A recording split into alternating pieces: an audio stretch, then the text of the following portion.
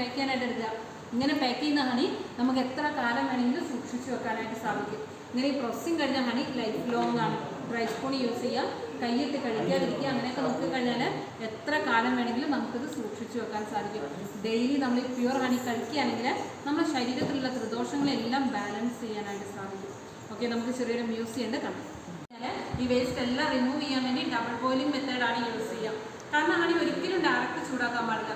Direct ഒരു 60-70 ഡിഗ്രിയിലൊക്കെ honey ചൂടായാൽ ഇതിൻ്റെ അകത്തുള്ള ഗുണങ്ങളൊക്കെ നഷ്ടപ്പെടും. അതുകൊണ്ടാണ് ഡബിൾ ബോയിലിംഗ് മെത്തേഡ് യൂസ് ചെയ്യുന്നത്. ഇത് ഡബിൾ ലെയർ ആണ്. ഇതിനുള്ളിൽ ഒരു ഇന്നർ ലെയറിൻ്റെ ഇത് ഔട്ടർ ലെയറാണ്.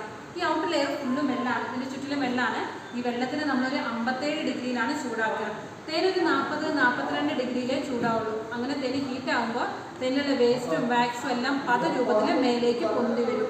ഹണിക്ക് വിസ്കോസിറ്റി കൂടുതലായതുകൊണ്ട് തന്നെ ഹണി താഴേക്ക് നിൽക്കുക ചെയ്യാം. ഇതിന് നമ്മൾ ഇവിടെ ഒരു മൈക്രോ ഫിറ്റ് ഉണ്ട്. ആ മൈക്രോ ഫിറ്റ് ഉപയോഗിച്ച് ഹണി സെക്കൻഡ് ചേമ്പറിലേക്ക് ഷിഫ്റ്റ് ചെയ്യും. സെക്കൻഡ് ചേമ്പറിൽ പ്യുവർ ഹണി ആയിരിക്കും, പക്ഷേ ഇതിനകത്ത് വാട്ടർ കണ്ടന്റ് ഉണ്ടാവും. ഈ വാട്ടർ കണ്ടന്റ് 20% കൂടിക്കഴിഞ്ഞാലോ ഹണി വേഗം പുളിച്ചു പോകും.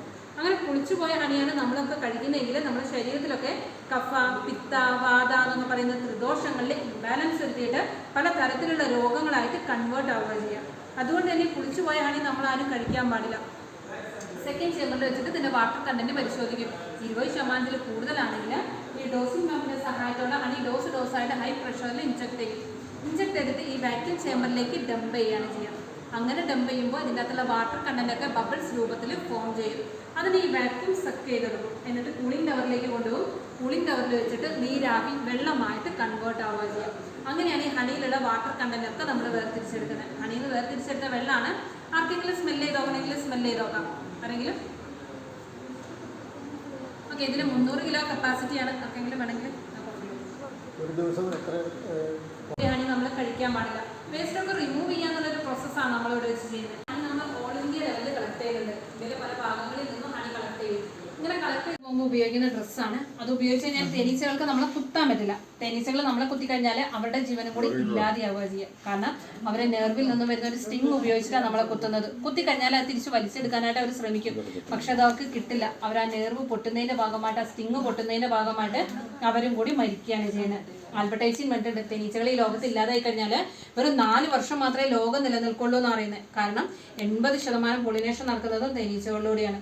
ഇത് തേനീച്ചകളുടെയൊക്കെ ബൈ പ്രോഡക്ട്സാണ്. ഒന്ന് തേനാണ്, പുറത്തുനിന്ന് പരിചയപ്പെടാം. അതായത് ഹണിക്കോംബ് അതിൻ്റെ കൂടോടുകൂടി നമുക്ക് കിട്ടുന്നതാണ്. ജസ്റ്റ് ചുയിങ്കം പോലെയൊക്കെ യൂസ് ചെയ്യാനായിട്ട് നല്ലതാണ്.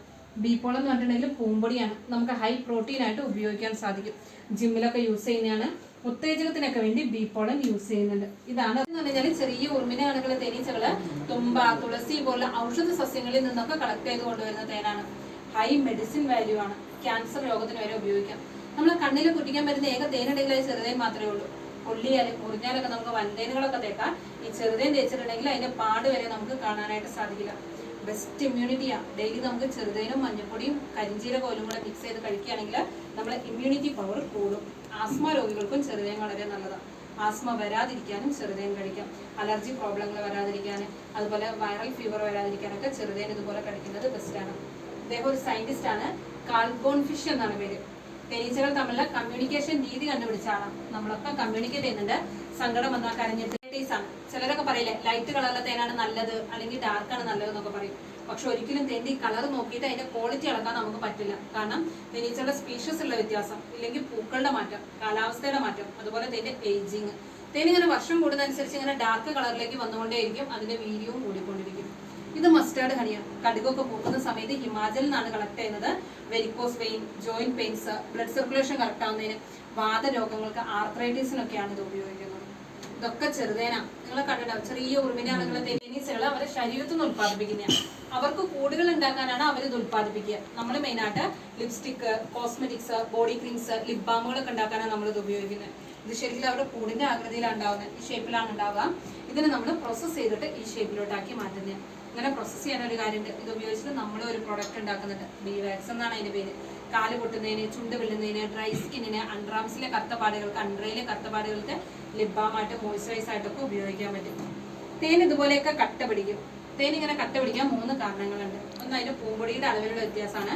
രണ്ടാമത് ഗ്ലൂക്കോസ് ഫ്രക്ടോസ് റേഷ്യോ ഉള്ള വ്യത്യാസം. മൂന്നാമത് അതിന്റെ ടെമ്പറേച്ചറാണ്. 20-25 ഡിഗ്രിക്കൊക്കെ താഴെ വെച്ച് കഴിഞ്ഞാൽ തേൻ കട്ട പിടിക്കും. അതിന് നമുക്ക് ഉപയോഗിക്കാൻ പാടില്ല എന്നൊന്നുമില്ല. അതിന് നമുക്ക് ഉപയോഗിക്കാം. എന്നാലും നോർമൽ ഫോമിലേക്ക് കൊണ്ടുവരണമെങ്കിൽ ഒന്നില്ലെങ്കിൽ അത് സൂര്യപ്രകാശം വെക്കണം, ഇല്ലെങ്കിൽ ഡബിൾ ബോയിലിംഗ് ചെയ്യണം. ഒരിക്കലും ഡയറക്റ്റ് ചൂടാക്കാനായിട്ട് പാടില്ല. ഇതൊക്കെ തേന് കട്ട പിടിക്കുന്നതാണ്.